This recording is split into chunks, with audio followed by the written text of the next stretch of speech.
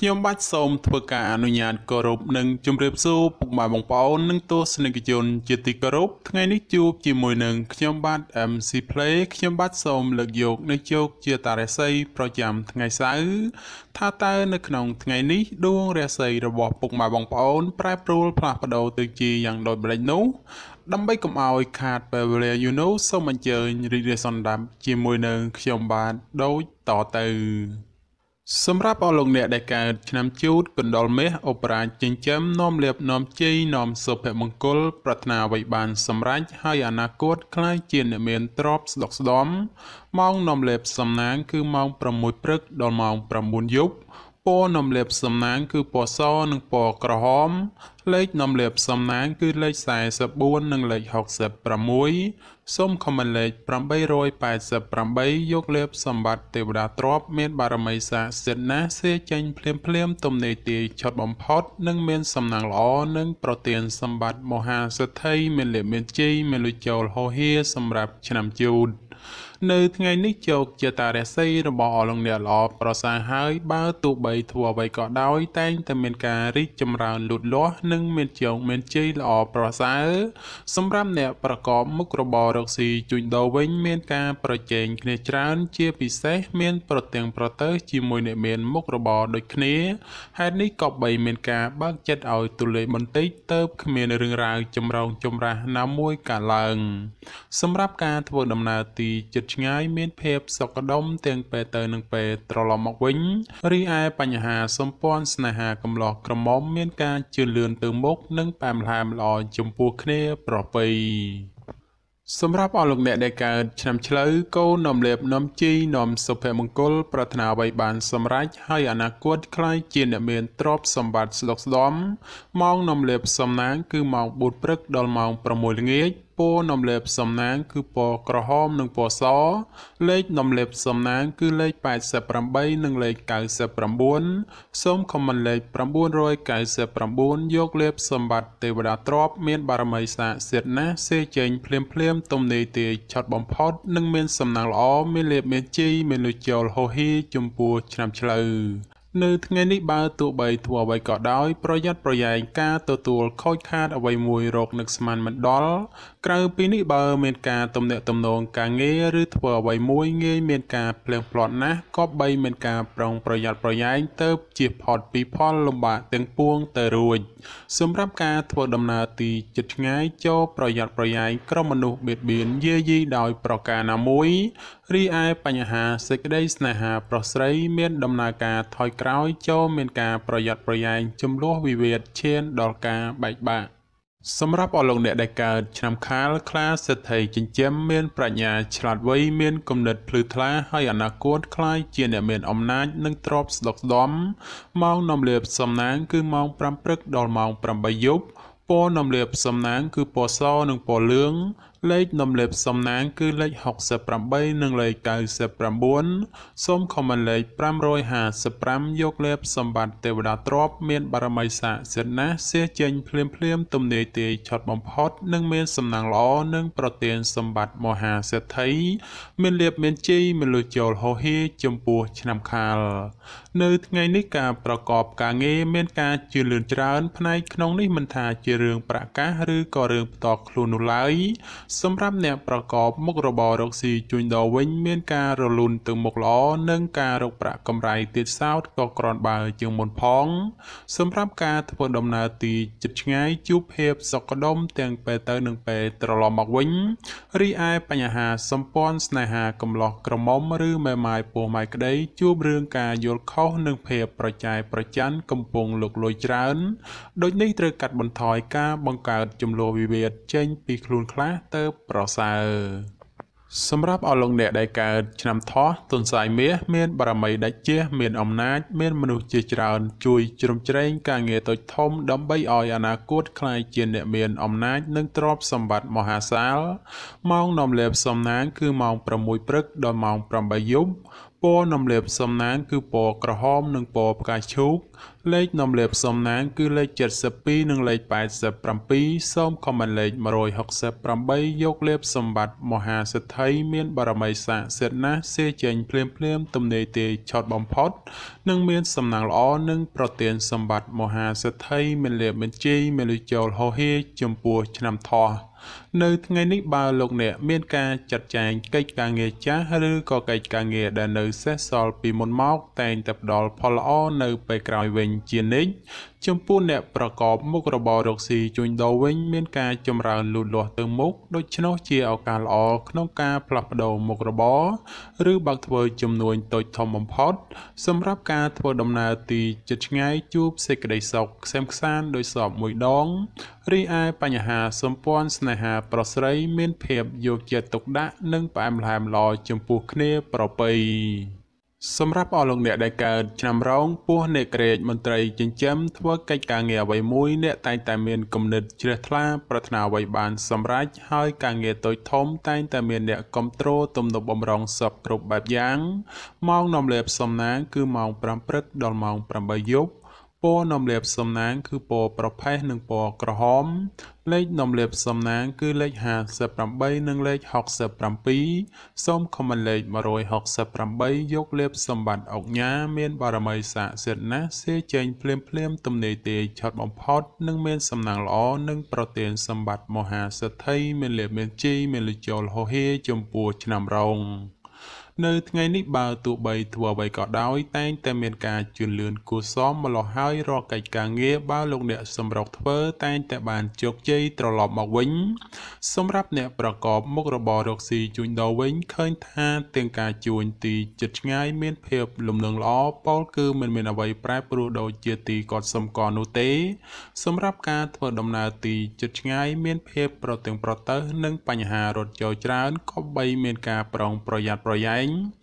រីឯបញ្ហាសម្ព័ន្ធស្នេហាកំឡោះក្រមុំព្រោះតែពេលនេះមានរឿងរ៉ាវចូលមកកកផ្លូវចិត្តធ្វើឲ្យកើតមានការប្រទាំងប្រទើសគ្នាច្រើនសម្រាប់អស់លោកអ្នកដែលកើតឆ្នាំម្សាញ់ពោះទេវតាចិញ្ចឹមមានលៀបមានជ័យមានមនុស្សជាច្រើននាំគ្នាស្រឡាញ់រាប់អានសាទរម៉ោងនាំលៀបសំណាងគឺម៉ោង6ព្រឹកដល់ម៉ោង7យប់ពណ៌នាំលៀបសំណាងគឺពណ៌ខ្មៅនិងពណ៌ស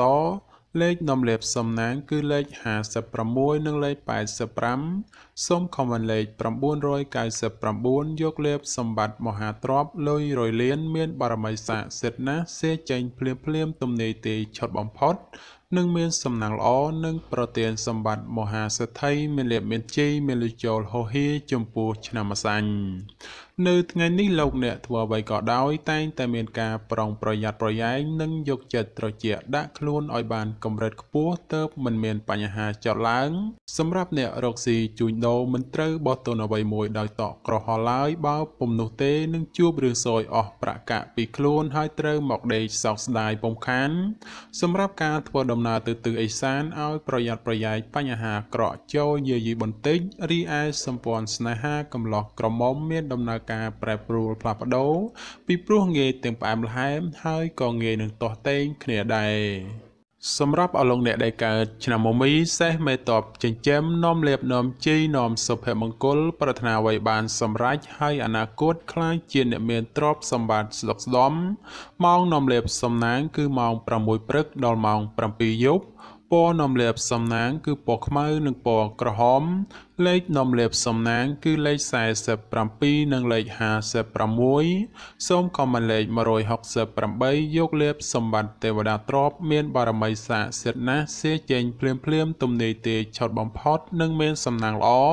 និងប្រទានសម្បត្តិមហាសិទ្ធិមានលៀបមានជ័យមានលុយចូលហោហៀចំពោះឆ្នាំមមីនៅថ្ងៃនេះដំណើរជីវិតរបស់អស់លោកអ្នកល្អប្រសើរប៉ុន្តែយ៉ាងណាសម្រាប់ស្ត្រីនៅមានគ្រោះយាយីនៅឡើយដូចនេះទោះធ្វើអ្វីតែងតែមានការមិនភ្លឺថ្លាដោយកប់បំណងប៉ុន្មាននោះទេសម្រាប់អ្នកប្រកបមុខរបររកស៊ីជួញដូរក្នុងថ្ងៃនេះដែរបើចង់បោះទុនតូចធំមិនមានអ្វីទាស់ខុសទេព្រោះថាផលជាផ្លែផ្កាដែលទទួលបានមកវិញក៏សំដូចប្រកបមួយចំនួនផងសម្រាប់ការធ្វើដំណើរទីជិតឆ្ងាយជួបសេចក្តីសុខ កខ្សែមខ្សានដោយសពមួយដងរីឯសម្ព័ន្ធស្នេហាកំឡោះក្រមុំមានភាពស្រស់ស្រាយនិងផ្អែមល្ហែមប្រៀបដូចជាត្រីក្នុងទឹកនៃរដូវវស្សា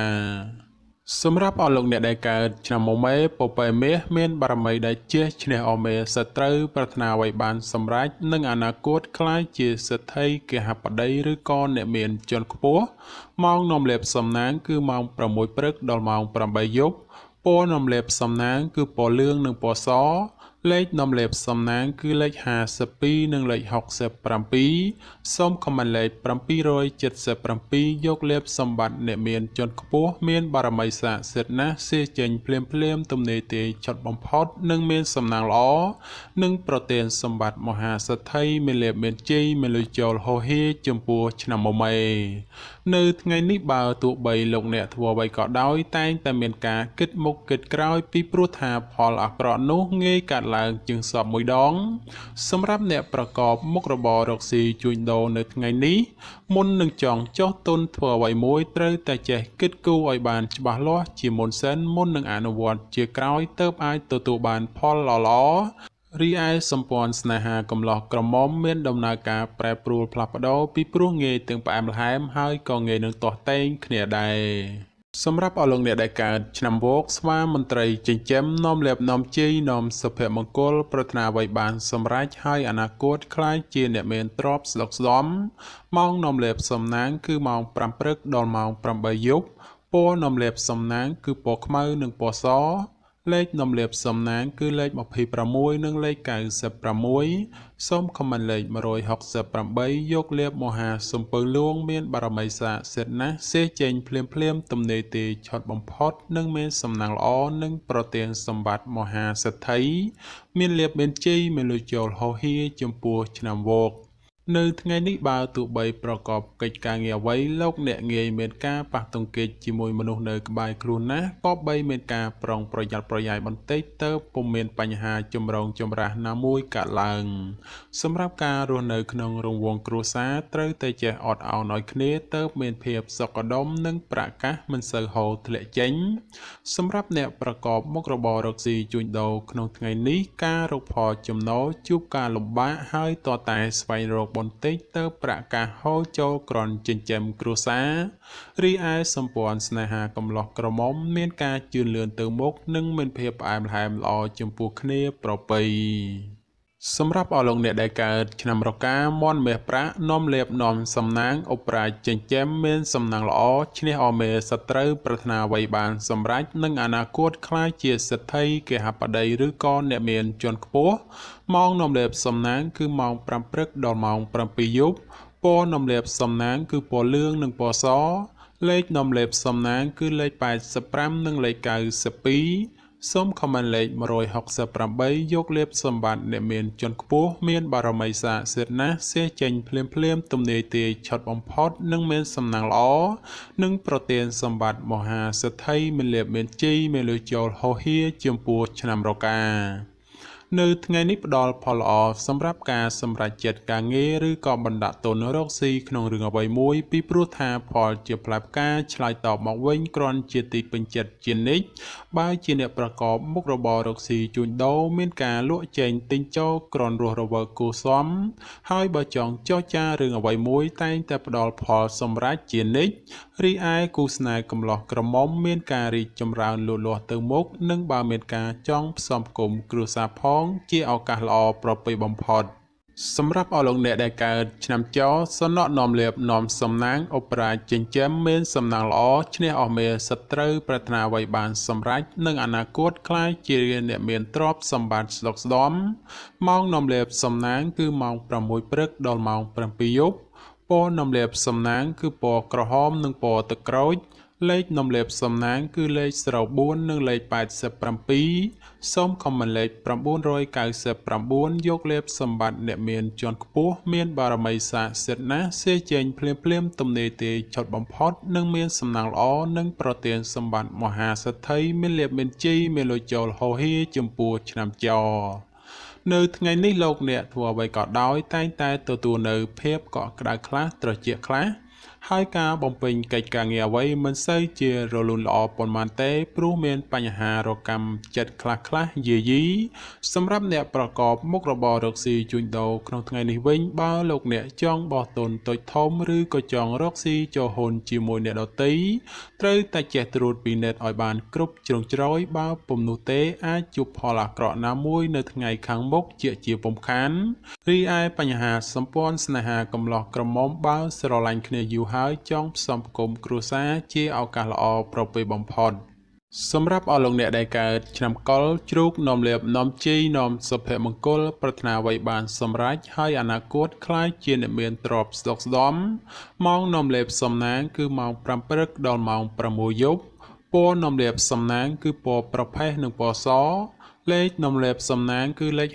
59និងលេខ75សូមខមមិនលេខ168យកលេខសម្បត្តិទេវតាទ្រព្យមានបារមីស័ក្តិសិទ្ធិណាស់សេចេញភ្លាមទំនេរទេឆុតបំផុតនិងមានសំណាងល្អនិងប្រទានសម្បត្តិមហាសេដ្ឋី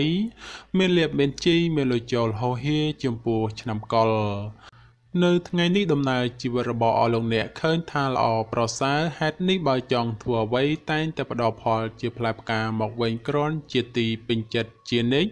សម្រាប់ការរស់នៅមានភាពសុខដុមនិងក្នុងរង្វង់គ្រួសារបើមានបញ្ហាជំលោះវិវាទជាពេលវេលាល្អក្នុងការដោះស្រាយ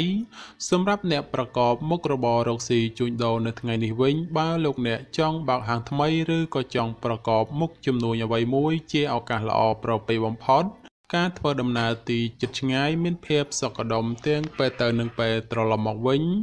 តែបញ្ហាសម្ព័ន្ធស្នេហាកំឡោះក្រមុំបានស្គាល់ចិត្តស្គាល់ថ្លើមគ្នាយូរហើយជាឱកាសល្អក្នុងការផ្សំផ្គុំគ្រួសារបំផុតបាទចំពោះជោគជាតារាសីប្រចាំឆ្នាំទាំង12ខ្ញុំបាទក៏សូមបញ្ចប់ត្រឹមតែប៉ុណ្ណេះជាចុងក្រោយប្រសិនបើមានពាក្យលើសលួសខ្វះខាតត្រង់ប្រការណាមួយសូមពុកម៉ែបងប្អូនជួយអធិស្ឋានដល់រូបខ្ញុំបាទផងហើយខ្ញុំបាទក៏សូមអរគុណនិងសូមជម្រាបលា